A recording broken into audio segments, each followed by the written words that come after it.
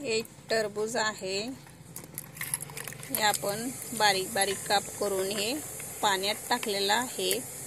पाण्यात टाकून ठेवायचं म्हणजे याचं लिक्विड फर्टिलायझर झाडांसाठी चांगलं असतं. त्याच्यामुळे हे आपण खाण्यासाठी टरबूज आणतो, त्याचं हे फर्टिलायझर तयार करायचं आणि झाडांसाठी यूज करू शकतो आपण. हे फर्टिलायझर झाडांसाठी चांगलं असतं, त्याच्यामुळे आपण हे काप करून पाण्यात टाकलेलं आहे. पाण्यात टाकून ठेवून आपण ह्याचं फर्टिलायझर झाडांसाठी तयार केलेलं आहे. आता आपण हे फर्टिलायझर झाडाला देणार आहे.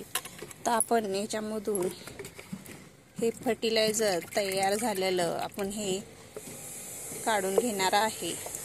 आता हे आपण फर्टिलायझर याच्यातून काढून घेतलेलं आहे.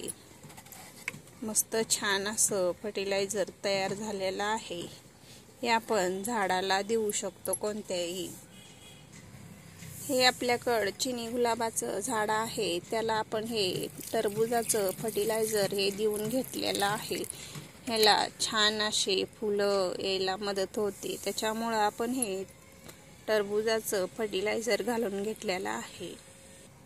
हे असं आपण फळांचं फर्टिलायझर तयार करून झाडाला यूज केल्यामुळे फुलं असे सुंदर छान असे येतात. त्याच्यामुळं हे आपण फर्टिलायझर चिनी गुलाबाला कोणत्याही झाडाला घालू शकतो. मस्त असे सुंदर फुलं येतात छान. फर्टिलायझरमुळे छान असे सुंदर फुलं येतात.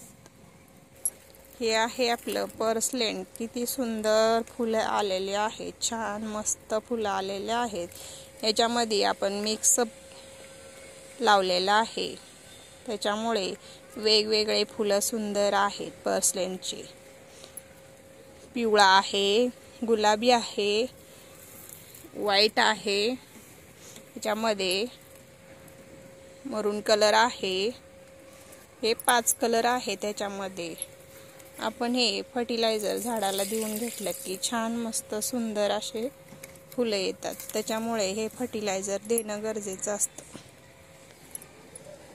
हे आपलं चांदणीचं झाड आहे. चांदणीच्या झाडाला अशा सुंदर भरपूर अशा कळ्या आलेल्या आहेत. प्रत्येक फांदीला असे भरपूर कळ्या आलेल्या आहेत. त्यामुळे आपण असे फर्टिलायझर देऊन घेतल्यामुळे जास्त असं सुंदर असे कळ्या येतात, असे छान. हे आपलं लाल कलरचं गुलाब आहे. छान असे सुंदर फुटी फुटल्यात, मस्त छान आलेलं आहे. हे आपलं गुलाब मस्त फुटलंय छान असं.